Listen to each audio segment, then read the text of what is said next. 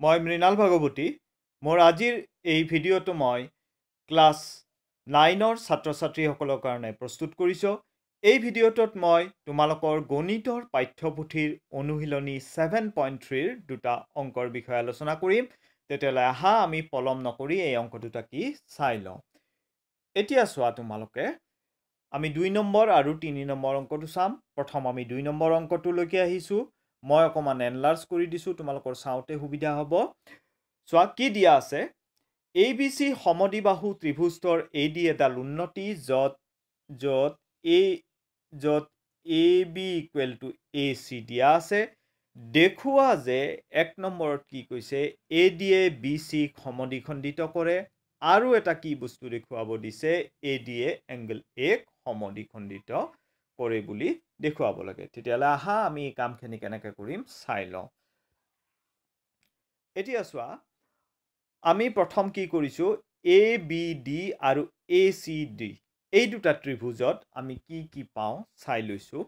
চোৱা, প্ৰথম লিখিছোঁ angle ADB equal to angle ADC। ADB কোনটো কোণ গম পাইছানে? এই কোণটো হৈছে এংগল ADB আৰু ADC এইটো কোণ হৈছে ADC। প্ৰত্যেকে কি হৈছে 90 ডিগ্ৰী। কিয় 90 ডিগ্ৰী গম পাইছানে? কাৰণ আমাক কি কৈছিল যে AD বাহুডাল উন্নতি বুলি কৈছিল। তাৰ মানে AD বাহুডাল BC বাহুৰ ওপৰত, AD বাহু BC বাহুৰ ওপৰত কেনেকৈ আছে? লম্বভাৱে আছে। AD বাহু BC বাহুৰ ওপৰত কেনেকৈ আছিল? লম্বভাৱে আছিল। এই কথাটো আমাক দিছে, যাৰ কাৰণে আমি কি কৰিব পাৰোঁ, এই কথাখিনি আমি লিখিছোঁ। প্ৰত্যেকে 90 ডিগ্ৰী বুলি লিখিছোঁ। ইয়াতে লিখিছোঁ নে প্ৰত্যেকে 90 ডিগ্ৰী? এইটো আচ্ছা। তাৰপিছত চোৱা, AB ইকুৱেল টু AC, এই বাহু আৰু এই বাহু, কাৰণ আমাকতো সমদ্বিবাহু ত্ৰিভুজ বুলি কৈছে, অৰ্থাৎ আমাক AB আৰু AC দিয়া আছে। তাৰপিছত আমি এই যে AD বাহুডাল কি হ'ল, দুইটা ত্ৰিভুজতে আছে। তোমাৰ এইটো ত্ৰিভুজতো আছে, এইটো ত্ৰিভুজতো আছে, আৰু দুইটা ত্ৰিভুজত থাকিলে তাক আমি কি বাহু বুলি কওঁ? সাধাৰণ বাহু বুলি কওঁ। গতিকে এইটো সাধাৰণ বাহু। এতিয়া চোৱা, আমি কি পাই গলো? আমি ত্ৰিভুজ দুটা কি পালো? সৰ্বসম বা সৰ্বাংগ সম পাই গলো। এতিয়া চৰ্তটো কি হ'ল? চৰ্তটো কি হ'ব চোৱা, প্ৰথম আমি এইটো আমি যিকোনো এটা ত্ৰিভুজত চাই লৈছোঁ হা। এই কোণটোৰ কথা ক'লো, গতিকে এইটো হৈ গ'ল R। তাৰপিছত এই বাহুটোৰ কথা কৈছোঁ, এইটো হৈছে H।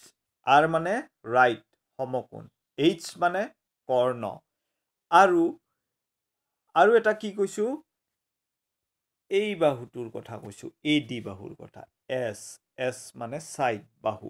গতিকে RHS, বুজি পাইছানে? RHS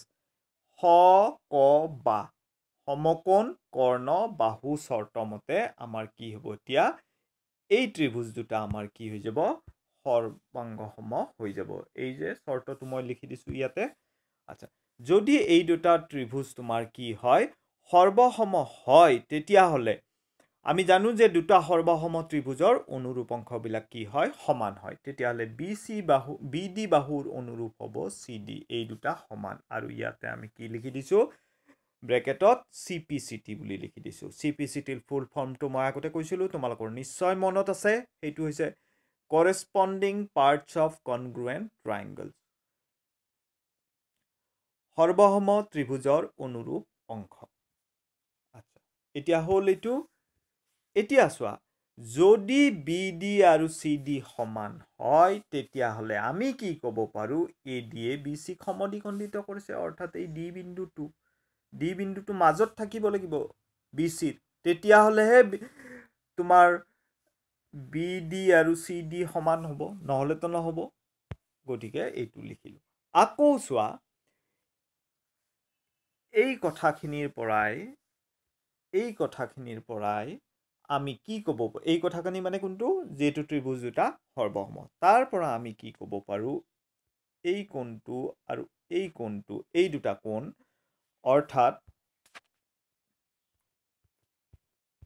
অৰ্থাৎ আমাৰ কি কোণ দুটাৰ কথা কৈছো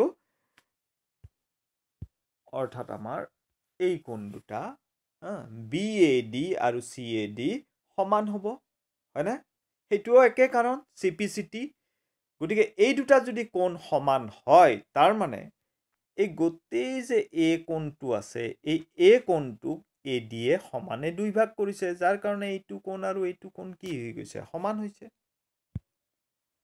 আচ্ছা তাৰ পিছত আমি 3 নম্বৰ অংকটোলৈকে যাম 3 নম্বৰ অংকটো কিমান কি কৈছে তোমালোকক মই এনলাৰ্জ কৰি দিছো চোৱা এটা ত্ৰিভুজ ABCৰ দুই বাহু AB আৰু BC আৰু মধ্যমা AM যথাক্ৰমে আন এটা ত্ৰিভুজ PQRৰ দুই বাহু PQ আৰু QR আৰু মধ্যমা PNৰ সমান দেখুৱা যে এক নম্বৰ কি দেখুৱাব দিছে ত্ৰিভুজ ABM সৰ্বসম ত্ৰিভুজ PQN আৰু দুই নম্বৰতে কি দেখুৱাব দিছে ত্ৰিভুজ ABC সৰ্বসম ত্ৰিভুজ PQR তেতিয়ালে আহা ইয়াৰ সমাধান কেনেকৈ কৰে আমি চাই লওঁ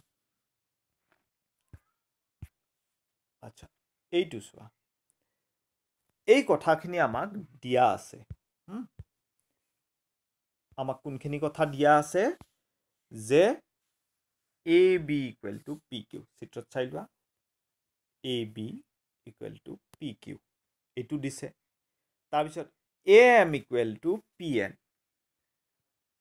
AM আচ্ছা মই এটো আচ্ছা নহলে হেৰি কৰি দিছো উসাই দিছো AM = PN চোৱা এই দুটা দাগ দিছো যে AM = PN এটো দিছে তাৰ পিছত আকৌ কি দিছে এই BC = QR চোৱা BC বাহু এইটো এই বাহুটো কাৰ হৈতে সমান QR বাহুৰ হৈতে সমান সেইখিনি কথা আমাক দিয়া আছে এতিয়া চোৱা মই কি লিখিছো যে BC = QR দিছে আমাক এইটো যদি BC = QR হয় তেতিয়া হলে BC ৰ আধা আৰু QR ৰ আধা বিলাকো কি হ'ব সমান হ'ব সেই কথাখিনি ইয়াতে লিখিলো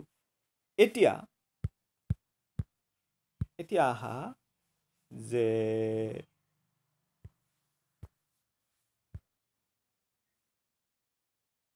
এই যে BC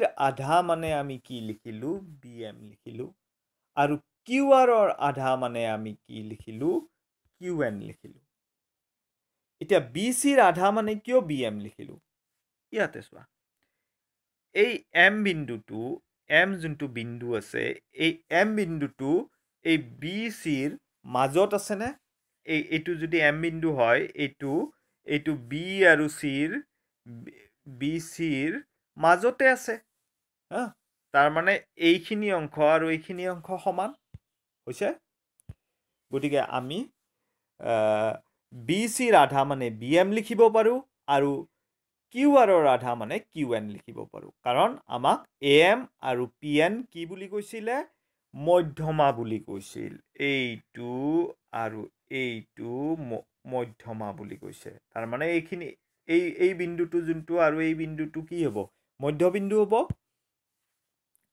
গতিকে আমি এইখিনি কথা লিখিলো আৰু লিখি পিনে তাক 1 নম্বৰ সমীকৰণ বুলি মাৰ্ক কৰিলা আৰু ব্ৰেকেটত আমি কাৰণটো লিখি থৈছো যেটো AM আৰু PN মধ্যমা এতিয়া চোৱা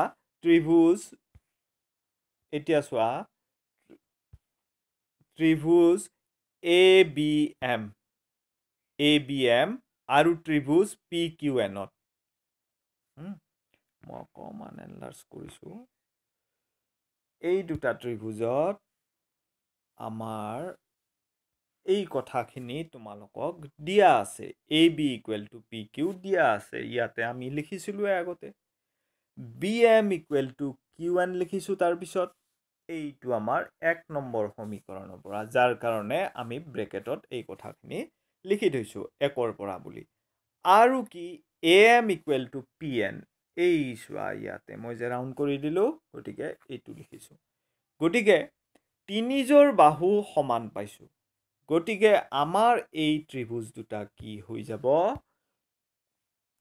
সৰ্বসম হৈ গ'ল আৰু বিধিটো কি বিধিটো হৈ গ'ল তোমালোকৰ এস এস এস বিধি মতে এই ত্ৰিভুজ দুটা আমাৰ কি হৈ গ'ল সৰ্বসম হৈ গ'ল এই বিধিটো মই লিখি দিছো দেখিছা এস এস এস বিধি মতে বাহু বাহু বাহু বিধি মতে তেনেহলে 1 নম্বৰ অংকটো আমাৰ ইয়াতে হৈ গ'ল 3 Roman 1 এতিয়া Roman 2 কি আছে চাই লওঁ Roman 2 আমি প্ৰথমতে কি লিখিছো যে আমি অলৰেডি 1 নম্বৰটোত এইখিনি কথা দেখুৱাইছো ত্ৰিভুজ ABM সৰ্বসম ত্ৰিভুজ PQN গতিকে ইয়াত কি লিখা হৈছে যেহেতু এইটো লিখা হৈছে এই স্টেপটো গতিকে এই দুটা ত্ৰিভুজ যদি সৰ্বসম হয় তেতিয়া হলে তোমালোকে ইয়াতে ঘূৰি চোৱা যে তোমাৰ মই দেখুৱাই দিছো এই কোণটো আৰু এই কোণটো এই কোণ দুটা তোমালোকৰ কি হ'ব মই অকমান মুছি দিছো যদি তেতিয়া ক্লিয়াৰ হ'ব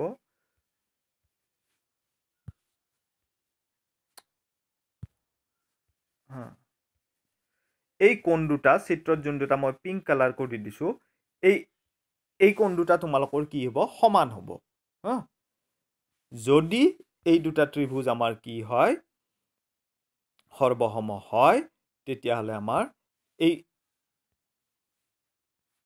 এই কোণ দুটা সমান হ'ব এতিয়া এই কথাখিনি আমি ইয়াতে কি কৰিছো লিখি লৈছো CPCTৰ পৰা এই দুটা ত্ৰিভুজ সৰ্বসম হলে এই দুটা কোণ সমান CPCTৰ পৰা আৰু হেতু আমি 1 নম্বৰ ইকুৱেশ্যন বুলি মাৰ্ক কৰিছো এতিয়া চোৱা ত্ৰিভুজ ABC আৰু PQR ত এটো আমাক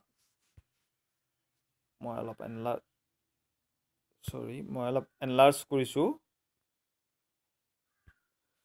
এই কথাখিনি আমাক দিয়া আছে তাৰ পিছত এইটো 1 ৰ পৰা পাই গৈছো BC = কিৱাৰ দিয়া আছে গতিকে আমাৰ SAS বাহু কোণ বাহু এইটো বাহুৰ জোৰা কোণৰ জোৰা এইটো বাহুৰ জোৰা কোণৰ জোৰা বাহুৰ জোৰা গতিকে